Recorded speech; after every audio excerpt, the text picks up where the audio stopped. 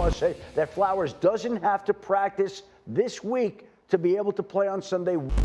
Baltimore. This game's not about Lamar Jackson. It's about Derrick Henry. Tell me this. Does this game mean more for Lamar or Josh Allen, Stephen A. Smith? I think it means more for Lamar.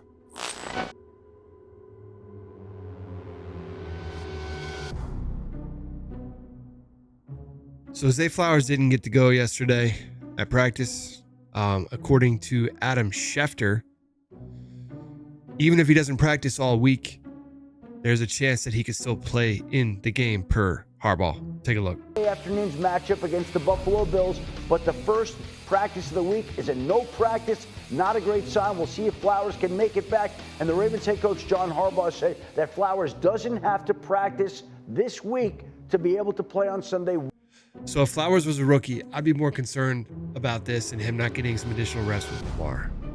But this isn't necessarily a bad thing because it gives some other guys those reps.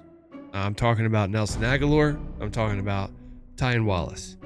In the Week 4 game against the Bills this year, Flowers only caught one pass for 10 yards. I'm not going to sit here and say that that's a non-factor because someone like him, what he does to the defense is he stretches the field. He keeps them honest. They have to take a couple steps back in order to account for him. And what that does to our run game is open up opportunities for Derrick Henry. We still had those opportunities against Steelers, and I think they'll be there against the smaller linebackers of the Bills this weekend. But having Flowers back is just another weapon that we can use. Baltimore. This game's not about Lamar Jackson. It's about Derrick Henry. And if you're the Buffalo Bills, how do you get Derrick Henry off the field?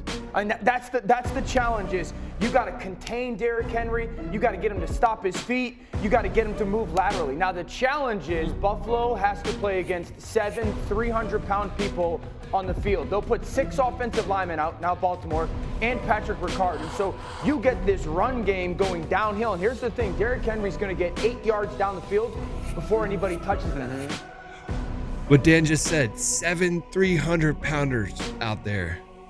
That's what our offense brings to the table. And that's why Derrick Henry, not only because he's a phenomenal athlete, he has the success that he has. If he's turning out 8-yard runs a pop, we're going to have a good night. We're going to have a good night. But how are they going to stop that? And I've said that all week. How are the Bills going to stop that? Especially in the cold weather. I sure as hell don't want to hit anybody if I step outside, much less an NFL player or get hit by an NFL player, I should say. So that is a huge advantage for us. The Bills are not built like us. And that's the truth. We understand the greatness of Patrick Mahomes, but the greatness has already been cemented. Right now, a three-peat clearly would secure him as probably the greatest quarterback who ever played, but you got some people thinking about that right now.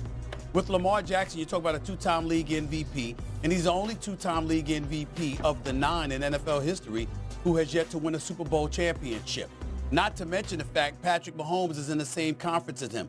So because of what Stephen A. says here, I agree with him that Lamar has more to prove and more at stake, and Sunday means more to him than Josh Allen. I agree with that. There's a lot of pressure there. There's a big pressure component, and I don't think it's that fair, but it is what it is.